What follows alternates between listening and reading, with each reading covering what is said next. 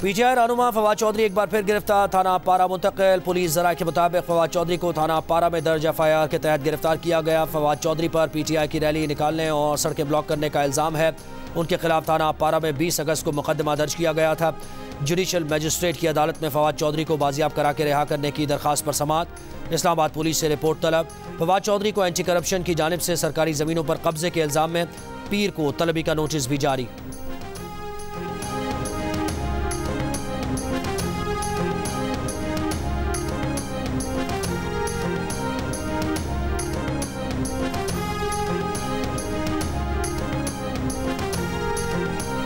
इस्लामाबाद की अदालत का पीटीआई के रहनुमा और साबिक स्पीकर कौमी असम्बली असद कैसर को जुडिशल लॉकअप में रखने का हुक्म। अडियाला जेल मुंतकिल। अदालत की एंटी करप्शन केपी पुलिस को कानूनी कार्रवाई मुकम्मल करने की हिदायत।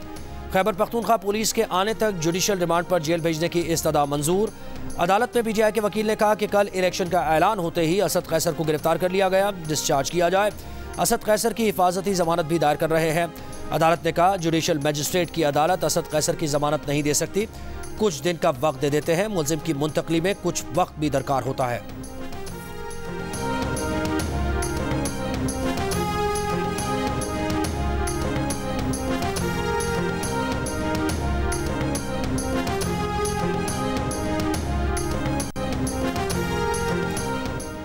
कराची के 5 अजला में मुख्तलिफ नशस्तों पर ज़िमनी बल्दियाती इंतखाब कल होगा। पोलिंग के सामान की तरसील जारी। वोटिंग के लिए बनाए गए 121 पोलिंग स्टेशन में से 42 को इंतहाई हसास और 79 को हसास करार दिया गया है।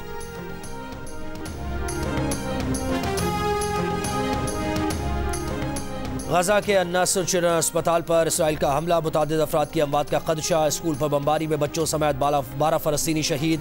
स्कूल में हज़ारों फ़लस्तीनी पनाह लिए हुए हैं। इसराइल ने रफा क्रॉसिंग से फ़लस्तीनी ज़ख्मियों की मिस्र मुंतकली के दौरान एम्बुलेंस पर भी बमबारी की।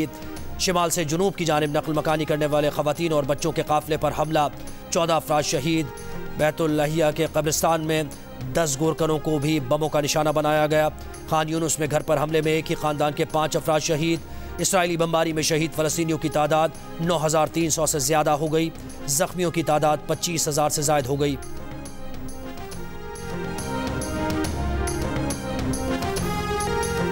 वाशिंगटन डीसी कैपिटल हिल में अमरीकी वज़ीर ख़ारजा एंटनी ब्लिंकन को इसराइल की हिमायत करना महंगा पड़ गया। उनकी तकरीर के दौरान सेव फ़लस्तीन के नारे लग गए।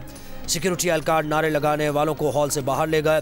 मुज़ाहिरीन का मुतालबा था कि अमरीका गजा में वहशियाना कत्लेआम की हिमायत बंद करे, इसराइल को फंडिंग रोकी जाए।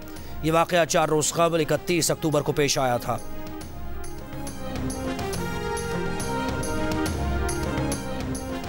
साबिक़ वज़ीर आज़म शहबाज शरीफ की गजा में आलमी न्यूज़ एजेंसी के दफ्तर पर हमले की मजम्मत का। मीडिया पर हमले सच्चाई और इसराइल का कत्लेआम दुनिया तक पहुँचने से रोकने की मुजरिमाना कोशिश है। नाजायज़ रियासत नाजायज़ इक़दामात से अपने जराइम छुपा नहीं सकती। 7 अक्टूबर के बाद से गजा मक़तल बना हुआ है। बेगुनाह आम शहरियों के साथ साथ सहाफ़ी भी कत्ल हो रहे हैं। शहरी रहमान ने गजा में अन्नासर चिल्ड्रन अस्पताल और उसामा बिन ज़ैद स्कूल पर हमलों की मजम्मत करते हुए कहा, अस्पतालों और स्कूल्स को निशाना बनाना इंसानियत की तौहीन और इंसानी क़वानीन की खिलाफ वर्जी है।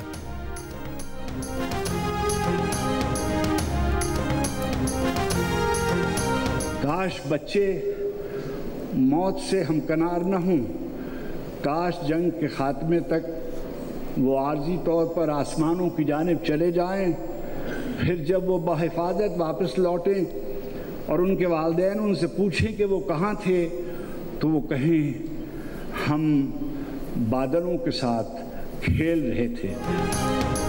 और इस्लामाबाद में लिटरेचर फेस्टिवल का दूसरा दिन। इफ्तिखार आरिफ ने फ़लस्तीनी बच्चों के लिए अरबी शायर के अशआर तर्जुमे के साथ पेश किए तो हाजरीन दिल थाम कर रह गए। फेस्टिवल में बैतबाजी, जोशमनी आबादी, डार्क साइड ऑफ जर्नलिज्म पर सेशंस, आज जमहूरियत, ब्यूरोक्रेसी और अदलिया, तरक्की के रास्ते, अदब और सहाफ़त में अदम राबते पर भी सेशंस होंगे। इस्लामाबाद के शहरियों और नौजवानों की बड़ी तादाद में अदबी मेले में शिरकत।